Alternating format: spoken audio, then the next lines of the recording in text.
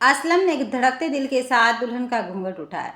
घूंघट के उठते उसके अरमानों पर पानी फिर गया था। असलम ने फौरन घूंघट गिरा दिया। अपनी दुल्हन को देखकर असलम का दिमाग फन्ना गया था।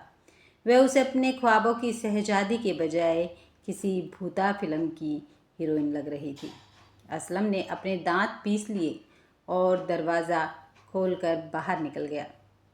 बड़ी भाभी बरामदे में टहलते हुए अपने रोते हुए मुन्ने को चुप कराने की कोशिश कर रही थी। असलम उनके पास चला गया। मेरे साथ आइए भाभी। असलम भाभी का हाथ पकड़कर बोला। हुआ क्या है? भाभी उसके तेवर देखकर हैरान थी। पहले अंदर चलिए।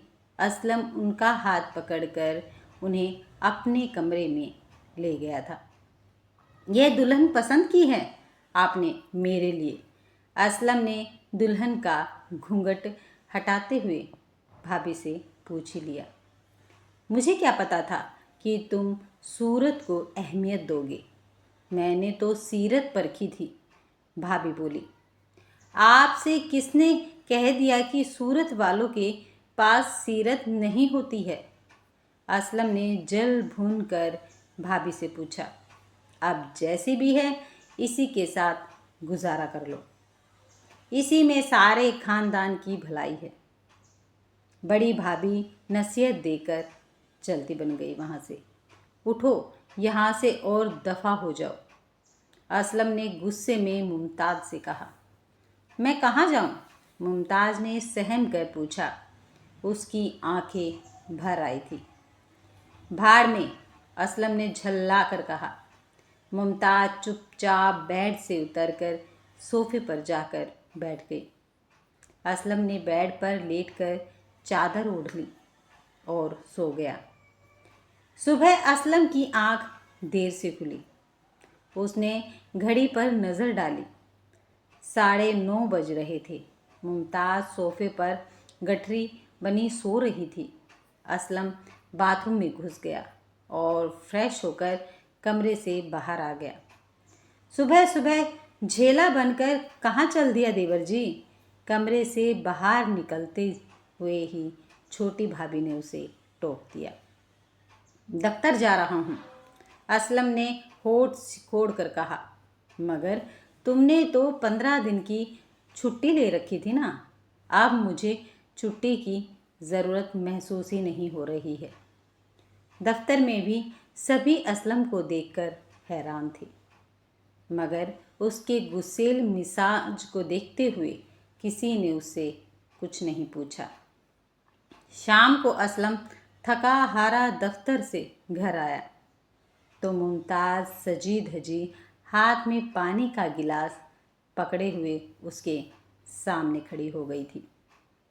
मुझे प्यास नहीं है और तुम मेरे सामने मत आया करो, असलम ने बेहद नफ़रत से कहा। जी कहकर मुमताज़ चुपचाप वहाँ से हट गई।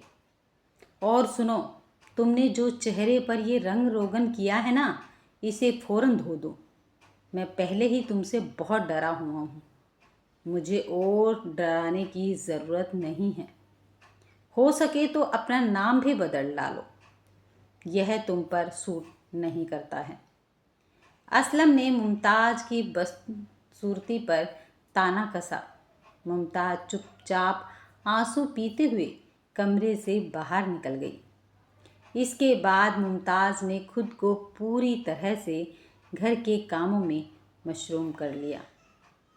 वह यही कोशिश करती कि असलम और उसका सामना कम से कम हो।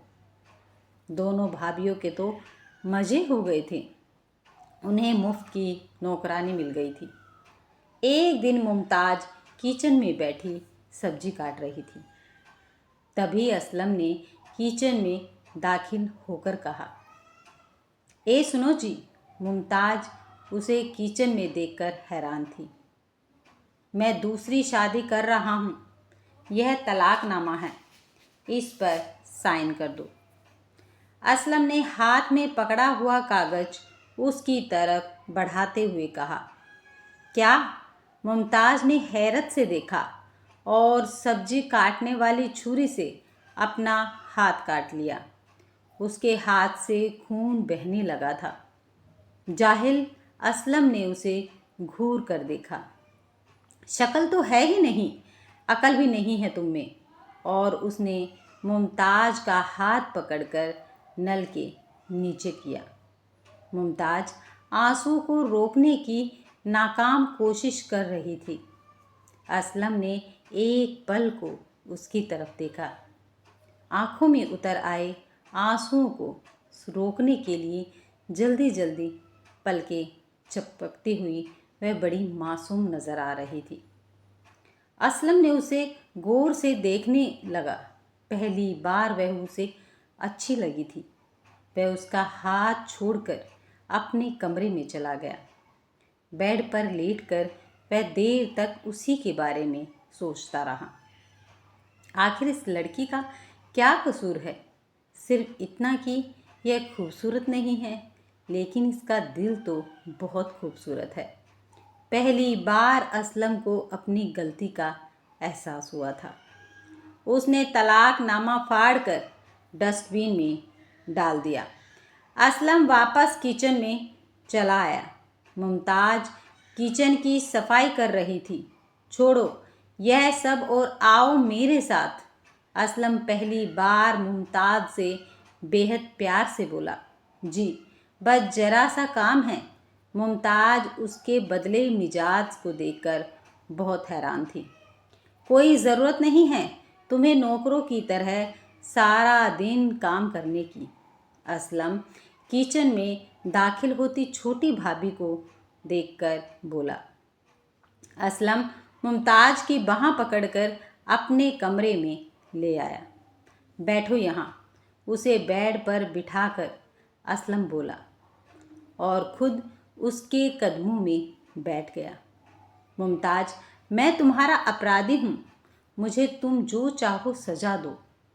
मैं खूबसूरत चेहरे का तलबदार था, मगर अब मैंने जान लिया है कि ज़िंदगी को खूबसूरत बनाने के लिए खूबसूरत चेहरे की नहीं, बल्कि खूबसूरत दिल की ज़रूरत होती है। प्लीज़ मुझे माफ़ कर दो। आप मेरे शोहर हो। माफ़ी मांगकर आप मुझे शर्मिंदा ना करें। सुबह का भूला अगर शाम को वापस आ जाए तो उसे भूला नहीं कहते। मुमताज बोली। थैंक्स मुमताज, तुम बहुत अच्छी हो। असलम प्यार से बोला। अच्छे तो आप हैं जो मुझ जैसी बदसूरत लड़की को भी अपना रहे हैं, कहकर मुमताज ने हाथों में अपना चेहरा छुपा लिया और रोने लगी। पगली, आज रोने का नहीं, हंसने का दिन है। आंसुओं को अब हमेशा के लिए गुड बाय कह दो।